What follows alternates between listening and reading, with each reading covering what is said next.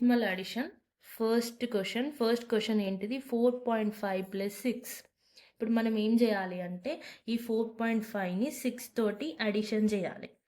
So మనం 4 అయితే ఎక్కడైతే రాసుకున్నామో 6ని కూడా 4 ప్లేస్లోనే రాసుకోవాలి, 5 ప్లేస్లో రాసుకోవద్దు. ఓకేనా? ఇప్పుడు 5 అవుతుంది, 4 ప్లస్ 6 ఎంత అవుతుంది 10.5. ఇప్పుడు నెక్స్ట్ క్వశ్చన్ వచ్చేసి 2.5 ప్లస్ 9.23. ఒకటి గుర్తుపెట్టుకోవాల్సింది ఏంటంటే పాయింట్ అనేది సేమ్ ప్లేస్లో రావాలి. ఫస్ట్ నెంబర్కి పాయింట్ అయితే ఎక్కడైతే వచ్చిందో ఇప్పుడు 2.5కి ఎక్కడైతే వచ్చిందో 9.23లో కూడా పాయింట్ అనేది సేమ్గా రావాలి, ఇలా అన్నట్టు. ఓకేనా? 2.5 9.23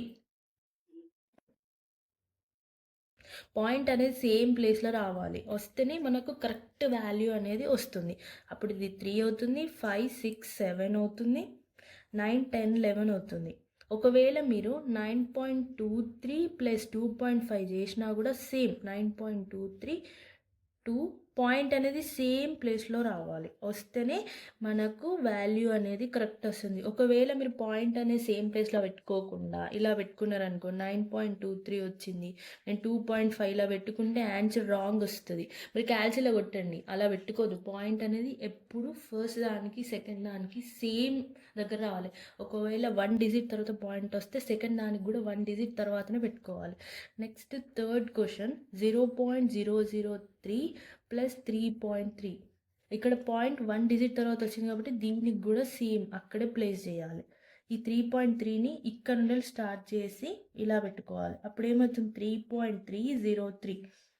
ఒకవేళ క్వశ్చన్లో 3.3 ప్లస్ 0.003 అడిగినా కూడా మనం ఇలానే తీసుకోవాలి, పాయింట్ అనేది సేమ్గా రావాలి. ఇంకెన్ని డిజిట్స్ అన్నీ ఉండాలి పాయింట్ తర్వాత, కానీ ఫస్ట్ దానికి పాయింట్ ఎక్కడైతే వస్తుందో 2 డిజిట్ తర్వాత వస్తే దీనికి కూడా 2 డిజిట్ తర్వాతనే పెట్టుకో. ఫర్ సపోజ్గా ఇలా ఉందనుకోండి క్వశ్చన్ ప్లస్ 0.003 ఇలా ఉందనుకోండి, అప్పుడు ఏం చేస్తాం మనం, ఇది ఉంది కదా ఇలా పెట్టుకోవాలన్నట్టు. ఇలా పెట్టుకొని మనం అడిషన్ చేయాలి.